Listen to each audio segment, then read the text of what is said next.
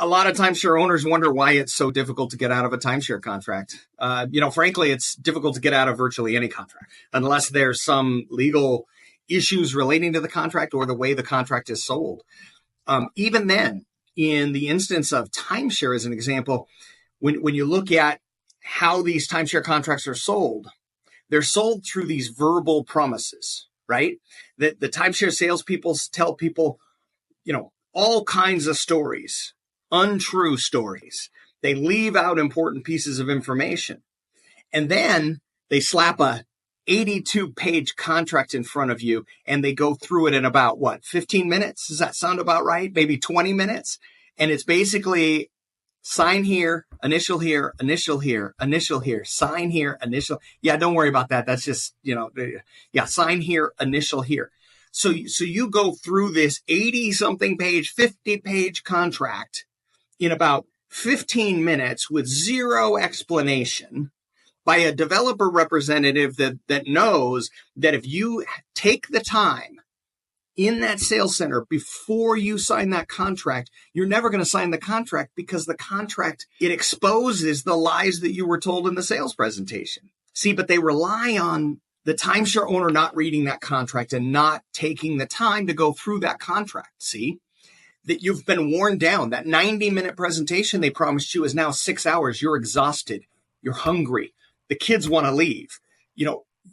That's not the time you want to sit down and spend an hour and a half or 2 hours in some instances going through these contracts and asking these questions. They've exhausted you. And so now you go through this contract very, very quickly. You sign it, and you're probably on vacation. By the time you get home and you say, hey, let's read that contract, you're now past the legal right to cancel that contract.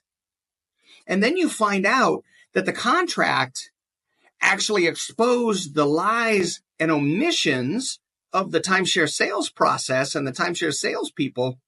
And now you want to cancel the contract. And what happens when you call the developer or you call the sales center and say, hey, I want out of this contract. You told me XYZ and the contract says XYZ doesn't exist and that's not true.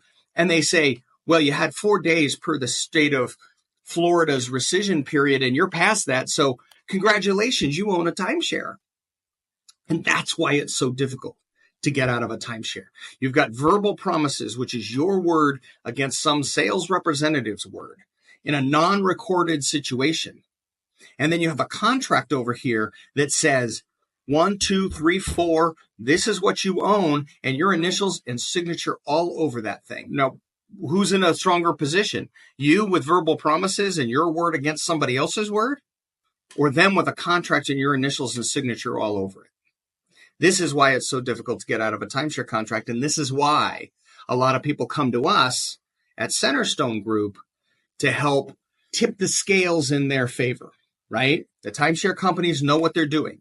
Centerstone Group knows what they're doing. We have the ability to tip the scales to the favor of the timeshare owner because we know what their game is, we know what their exposure is, and we can apply the necessary pressure. So those timeshare companies say, let's let this client out. They've got way too much information and they're going to be a liability. Let's let this one out of their timeshare. And that's the key. And that's, ultimately why a lot of people come to us because they find it is extremely difficult to get out of a timeshare contract.